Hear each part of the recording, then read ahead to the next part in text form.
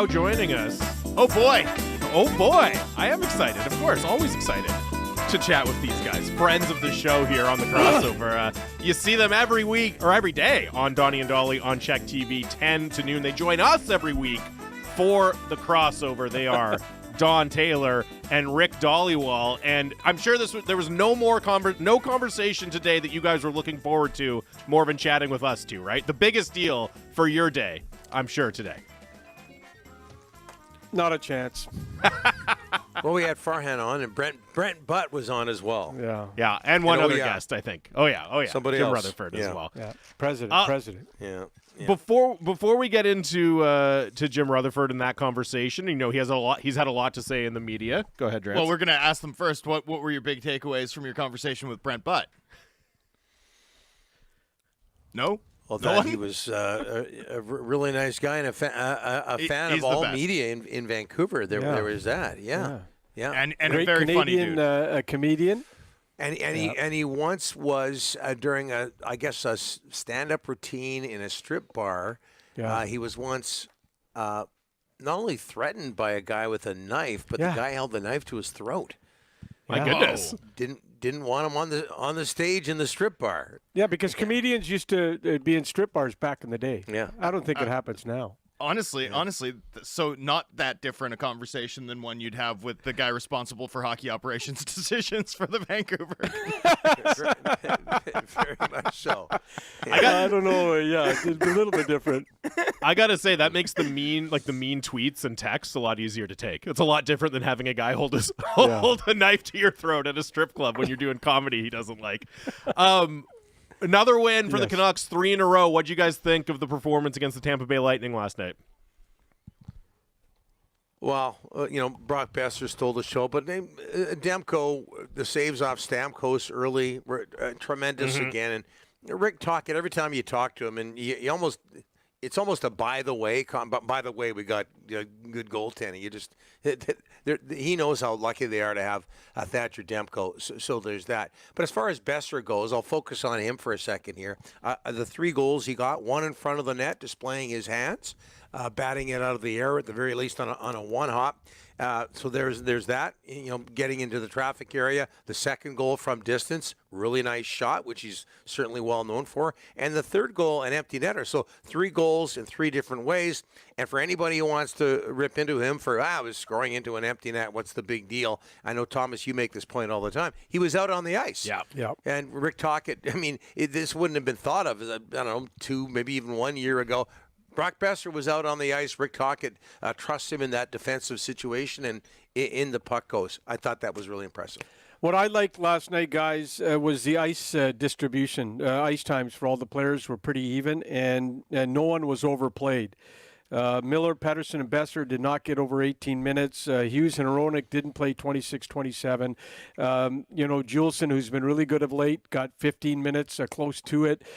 So guess what? That's telling me that Tocchet likes 4 lines. Roll the 3 pairs. Everyone gets decent ice time. This team looks like, let's be honest, guys, is headed to the playoffs.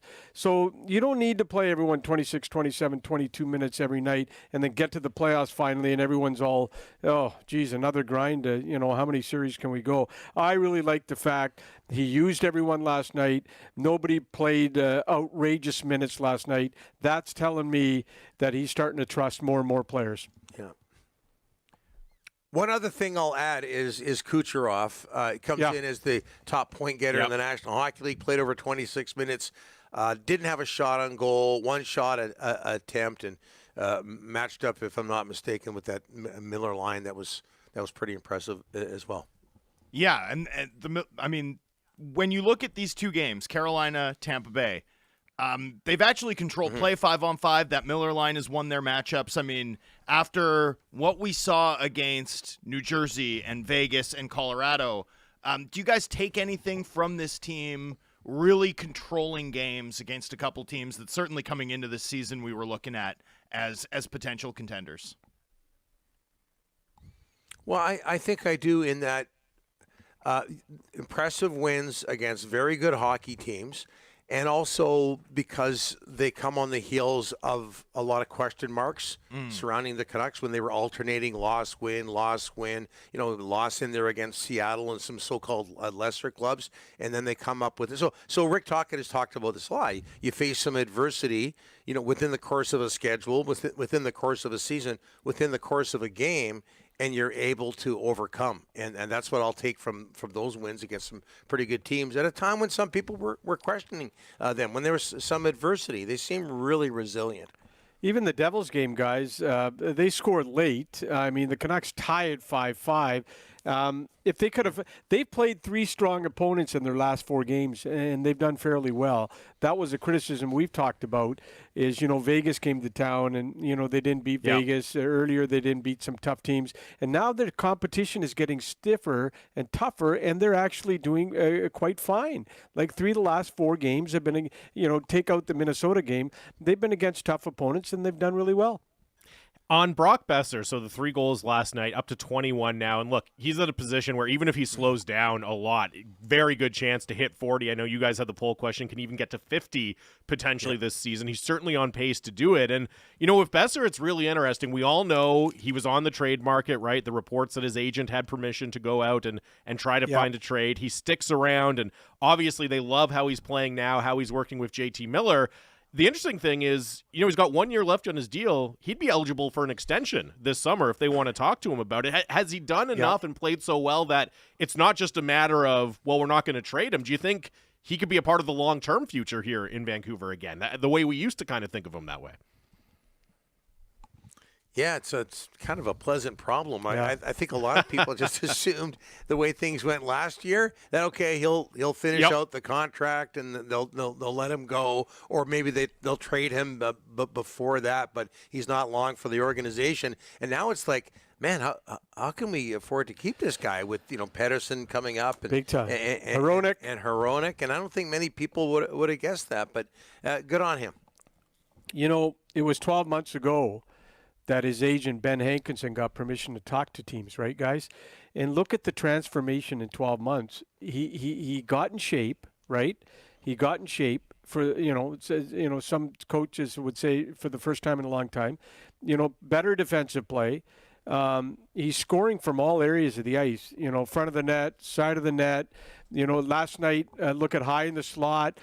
Quinn Hughes, what a beautiful pass. He kept the puck, but Brock went to the soft zone, found it, bang, bang in the back of the net. So much to like about it. But just think, guys, his confidence is high. It's a night and day performance from last year this time when he was on the third line, when Sheldon Dries was his centerman. And also, guess what? He was on the second power play unit, not the first one, and his confidence was low. And Boudreau was he was going to healthy scratch him for that Hockey Fights Cancer night. And he was 12 months ago, look how low he was. And now he's tied with Austin Matthews for the NHL lead in goals. He just couldn't happen to a better guy. And I don't think there's anybody in this city that isn't happy for this guy turning it around. And we also saw the Kuzmenko goal on the power play, Rick. How big was that for him? His celebration certainly suggested that it was a weight off his shoulders. Well, he's squeezing the stick. Look at the Carolina game. He had some chances, right? I just talked about Boeser's confidence. He scored 39 goals last year because he had swagger and confidence, and it kind of went away. He's got to re-get it. But he almost 13 minutes last night. Rick Tocchet raved about his play last night, the back check on the Hronek giveaway in the first period. That could have ended up in the back of the net. He did a good job. He was forechecking last night. It's up to him. It's always the onus is on the player to move back up in the lineup. This is and on the trade front, I can just tell you, teams are called in. No one's making offers. They're just checking in to see what the situation is. And I can tell you that you obviously listen. But what I've been told from the Canucks' perspective is the plan is to make it work, not to move this guy. I mean, make it work, try to make it work, and see if it can get better for him. Jamie, you talked about a takeaway from the Jim Rutherford interview. Yep. That was one of them. Yep. For the last week or so, we hear that they've been getting calls on Kuzmenko, and Jim Rutherford made it clear that the calls are going to Patrick Alvin, and that, yes, indeed, they are getting, despite what, 4 goals going into last night, Yep. despite what would be considered a disappointing start to the season, they have been getting calls on Andrei Kuzmenko. So that was definitely one of the takeaways from Jim Rutherford. Yep. Beyond the answer on Kuzmenko, was there anything else that really jumped out to you when you guys had the chance again earlier today to chat with President of Hockey Operations Jim Rutherford? Well, I sometimes you want to prod guys and maybe even have them come back at you. And one of the questions we asked was, what went through your mind early on? And I thought I knew what the answer was going to be when you heard the word rebuild. Yeah. And he said, he admitted, and never really did this before, that we were thinking of rebuilding, but then we looked at what we had, watched them play for a while, and realized that with Hughes and Pettersson and Demko being at or near their primes, there's no way we can have them go through it and have the fans go through it. But they did think about it. Even though, like, we had heard that if you brought that up, it was considered preposterous. Yep. But he said, no, we thought about it. They thought about it. And then realized it wasn't a good idea, and it looks like he was bang on. Okay, guys, 2 things from Rutherford that stuck out for me. First of all, the plan with Vasily Podkolzin and Abbotsford. This is his quote, Rutherford, "We are not in a rush to bring him up. We're going to let him play, and when he gets to Vancouver, he'll have 100% confidence." There is nobody in Abbotsford that's just coming up unless there's a rash of injuries. These young guys, they got to stay down there, play when they're ready. They don't want the guys to come up just for a game or 2 or 3 or 4. When you're a young guy in Abbotsford, what they're saying is get down there, get better, and when you're ready for the NHL, then we're going to call you up, and then you stay in the NHL, not just for a week and we send you back. But he made it clear on Vasily Podkolzin, no rush to bring him up, and absolutely no rush at all. And Thomas, the story about Bluger in Pittsburgh with Rutherford. 2 straight training camps, he cut him, and it was the 3rd training camp that Bluger made the Penguins, and he sent him down, and Bluger wasn't happy about it. But Rutherford was adamant. You got to go to the American League, Wilkes-Barre, and you got to apply your trade, get better. The message I got is this management crew is just not bringing up young guys just for a game or 2 or a week and send them back down. Go down there, and they got a great no one talks about the great coaching call they made with Jeremy Colleton. That was a smart move by this organization to get a good young coach, and then that. The other one I asked about, Tyler Myers, UFA. What's his future? We're not in a hurry to make those decisions right now, but Rutherford made it very clear. He's happy with Tyler. He's worked at his game. He's given us some good games. He's a good team guy. We'll see where it goes. The biggest key with Myers, guys, is you got Gonchar and Foote, 2 really good NHL defensemen working with him all the time. And but you know what? When you control his minutes, but I get a really good feeling they have not made a decision on Tyler Myers' future. In fact, that decision isn't coming for quite some time. Yeah, the other thing too with Rutherford is, what else is he going to say? The team's playing well right now, and he's well paid. And but when we asked him about Francesco Aquilini, and everybody knows the reports in the past, the meddling from ownership, and he says. He's gone on the air and said, look, that's not the case. There's no meddling. We run our own ship. He lets us do what we want. He delegates. And I how sometimes somebody could say something and then you get the sense that I'm not so sure what he's saying is really true. I got that sense of what he's saying is true, and partly because he's 74 years old.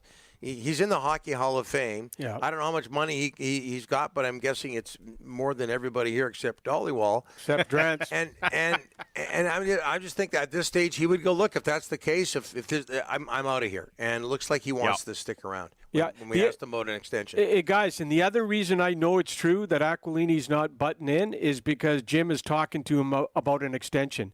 If he was butting in, he wouldn't want to extend in Vancouver. But the fact he said that I am talking, that tells me that he's got all control of hockey decisions. No one's butting in. Is the fact that he is talking extension tells me that the owner's not butting in.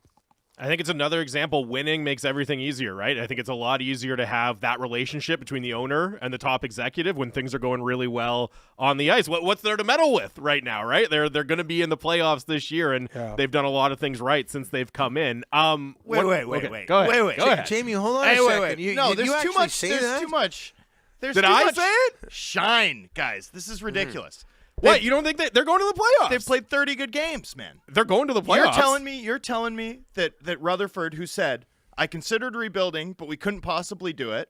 We've traded a bunch of futures, right? We're all in on making the playoffs this year, right? We've made this we've carved this short-term path through. You're telling me in no way, now they might agree, but you're telling me in no way is Rutherford operating on the same lines that this organization always has, which is to prioritize short-term hope as opposed to long-term upside. Like, everything they've done is consistent with that.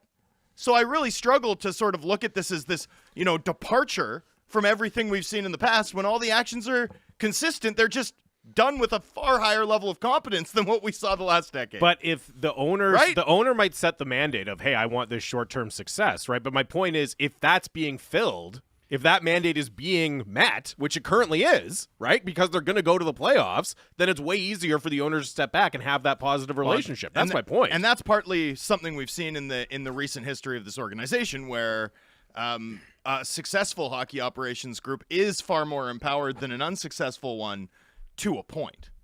So we'll see how it goes. But I'm just saying, I'm not ready to just smile and be like, hey, it's a whole new day in Vancouver, and not sort of at least question it with a hint of skepticism, given the far lengthier track record of how this organization's run over a generation now. You could very well be right, but let me get back to what we said with Jamie. It was just too positive for me, guys. I had to tone. I was like, no. Grant's got really ticked off there. I'm leaning towards positive these days. Like it's been pretty impressive, and a lot of resiliency and all that. But I'm impressed too until we start to get to that level of like, man, this is a model organization, and how they're run up to the ownership suite. Who said that? That was the tone. Yeah. Who said that? I'm not ready for that. Well, I'm not ready for that. No. I like the But performances, to anoint them a playoff team, Jamie, in mid-December. Come on. Now, That'll do, though. That I'm comfortable with. Like the way things are going. Donnie, this would be a disaster. You look at the standings. Who's going to catch them? Calgary? No one. They're going to the playoffs. They're tied. They're tied for second overall in the NHL. No, I can't do that either. They're sixth. They're sixth by point percentage. Oh, they're not tied. You know what, for second. Thomas? Thomas is right. Sixth by point percentage. Nothing This went off the rails. Thomas, you have got to be the most negative human being alive. I'm not. Like, it's been 10 years of crap hockey in this market. They finally got a winner, and you can't just come out and say. Last week I said to you they lead the NHL in goals. You made a bunch of excuses for it. Like, why do you make excuses all the time? In shooting why can't you just enjoy that they're? I'm not disputing that they're first in the NHL in goals, but I'm nervous about fans in this market, Thomas. Fans in this market deserve accuracy. Dying for a winning team for 10 years. All you do is poo-paw on them. Let all them the time. have this. No, I get it, but I'm not pooping on anything for whatever you said. Poo-paw? What's poo-paw? Do you have any great poo-paw? Whatever the term is. I don't know what he said. Anyway. Poo-paw. Poo-paw! You know what? That's whatever that means. Al Pacino Anyways. in Scent of a Woman. We had the grand poobah. You did. No, Yeah. Look, we got to at least be accurate. Like, they've played less games than the other teams that have 39 points. They're here you go again. Excuses. They do. Like, Rich, my goodness, you're coming off. There's not excuses, man. What do they got to do? Facts, Thomas, accuracy. What matters? Thomas, so Thomas, what do they got to do for you to be positive? No, they've played well. Like, I'm impressed. I'm impressed. I don't know what else to say. Like, I'm impressed. I don't know. I've been positive about all sorts of things around this team, but I'm not doing the anointing them as a contending team because they're tied for sixth in the NHL in point percentage with the highest PDO. Who of us three anointed them as a contending team? Donnie was like, and he was right to who not said rebuild. That? We don't know that yet. We don't know that yet. That's a different conversation. Yeah. Donnie, you're not calling. Are you? Maybe I don't want to put words in your mouth. I don't think any of us are saying Thomas, they're a contender. I was on I'm your not ready side. to go there. I was on your side. I When know it you comes were. to rebuilding, and okay, absolutely. But I also said as somebody, look, I've been around. I grew up in Vancouver. I want to see this team. I wanted to be wrong. Yeah. It looks like I very well could be wrong. Thomas, I admire you for sticking to your guns. I'm just But not Thomas, like no I one may be said- wrong. I'm just not convinced yet. I need to see more. Thomas, no one's saying they're going to win the Cup this year. No one has said that. Donnie, no one. But you can't deny the record, Thomas. I'm you not. Can't. I'm impressed. Like I they're don't know winning what a to lot say. of games. Yeah. I'm impressed. Okay, But also they won. They went at But you make 106 point- excuses. Rick, you said this exact same thing to me when they were at 106-point pace under the Boudreaux bump, and I was poo-pawing that too, and that was right. Like hockey, it's you're making excuses. Andrei Kuzmenko's a star. I can't believe anyone guys. Hockey will trick you. It takes a long time for the reality of a situation to set in. I just need to see more. It's trending in a direction, though, that I can get behind, but I definitely can't get behind and based on the commentary from Canucks management, everything is solved internally. Like, come on, I'm not there. They messed up jersey retirement night tomorrow. You're Like, inventing There's somebody- an awful lot of stuff still Nobody to go. said that. Nobody said that. geez. I just couldn't. No. Your festive tone was just. I couldn't do it. I'm sorry, boys. I had to. You should I had be to mix it up. Yeah. See, Drance will Thomas, be you should impressed. be Drance can be CEO impressed for a with the company team. It selling just negative annoys. pills. I get annoyed by a lack of I need at least a little bit of credulity in my conversation. Drance can be impressed by the team, but as Why? soon as Why? anybody Why? else is Come on. impressed There by you the go. team, it's Again, like, no, using stop, that word. stop. No, I Say that word again, Thomas. I mean, like, Krulski? Credulity. We can't be too incredulous about what we're seeing. That's my view. Like, we need to approach it with a hint of skepticism, at least. Surely, that's at least I do. okay. All right. By the way, guys, No one's saying they're winning the Cup. the inbox is loving it, and Three Putt Shane texted in simply in all caps, "Poker is a sport." So people are getting people are enjoying the argument vibes right now. Hey, no one poo-paw poker. No one. Poo-paw no, poker. Absolutely not. Okay, this was great, guys. This was one of our best yet. Yeah, I if you gotta go. ask me. My parking Go get your meter. I parking. gotta go. Go take care of your parking. We'll talk next week.